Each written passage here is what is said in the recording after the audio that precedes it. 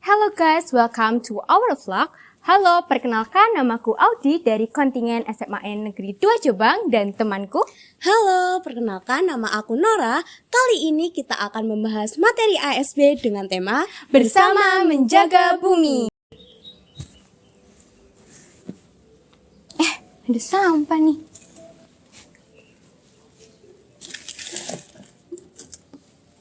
Sampah adalah suatu hal yang dapat merugikan bumi loh. Sampah adalah sisa aktivitas sehari-hari manusia atau proses alam yang berbentuk padat atau semi padat.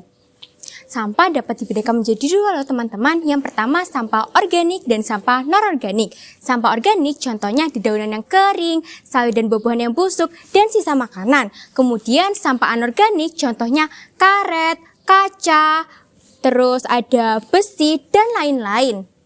Apabila kita membuang sampah tidak pada tempatnya, maka akan menjadi pencemaran lingkungan dan menyebabkan seperti banjir dan lain-lain. Seperti yang kita tahu, Indonesia banyak sekali memproduksi sampah sebanyak 68,5 juta ton per tahun.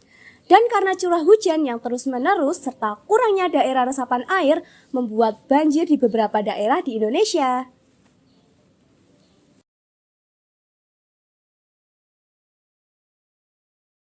Banjir menimbulkan kerugian baik dari segi material maupun dari segi kesehatan. Dari segi material contohnya yaitu hilangnya harta benda yang berharga, yang kedua rusaknya rumah atau bangunan warga yang terdampak banjir, yang ketiga rusaknya alat elektronik seperti TV atau yang lain-lain karena terkena genangan air yang masuk ke dalam rumah. Sedangkan dari segi kesehatan, penyakit yang biasa dialami oleh warga yang terkena dampak dari banjir yaitu diare, penyakit kulit, dan demam berdarah. Hal yang harus kita lakukan saat air mulai menggenangi rumah. Yang pertama yaitu matikan aliran listrik dan gas di dalam rumah. Yang kedua, gunakan alas kaki baik di dalam maupun di luar rumah. Karena kita tidak tahu air yang terdapat di dalam banjir tersebut, airnya terdapat kotoran, binatang, atau penyakit yang dapat membahayakan tubuh kita. Yang ketiga, taruhlah barang berharga ke tempat yang lebih tinggi agar tidak tergenang oleh banjir. Yang keempat, jangan lupa hubungi anggota keluarga terdekat kalian dan persiapkan diri kalian ketika sudah dianjurkan mengungsi oleh pemerintah setempat. Dan jangan lupa gunakan tas ASB saat mengungsi. Jika banjir sudah surut, hal yang bisa kita lakukan yaitu yang pertama, kembali ke rumah jika situasi sudah dinyatakan aman. Yang kedua, jangan langsung masuk rumah. Bisa dulu, siapa tahu ada bahaya tersembunyi seperti kabel listrik. Yang ketiga, kalau kamu mampu, bantulah orang yang lemah seperti anak-anak, orang cacat, orang sakit, dan orang lanjut usia.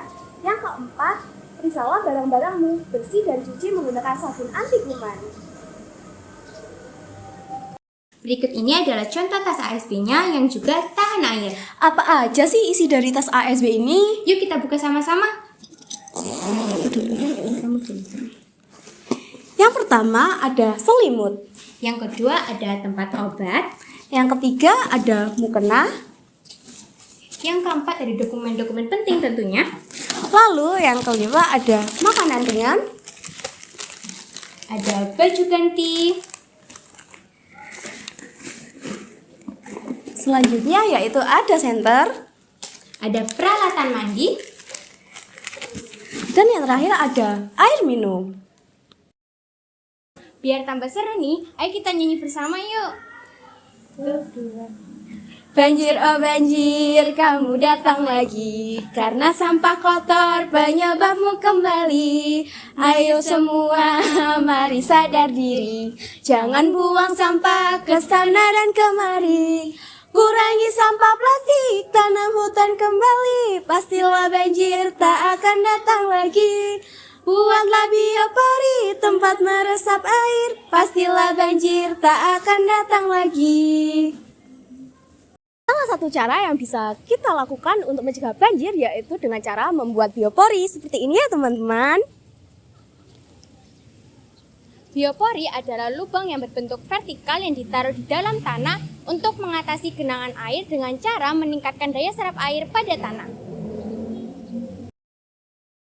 Cara membuat biopori. Yang pertama, tentukan lokasi tanah yang akan dijadikan lubang biopori. Yang kedua, Siram tanah agar menjadi lunak dan mudah dilubangi. Yang ketiga, lubangi tanah dengan berbiopori atau bertanah dan buat cara tegak lurus.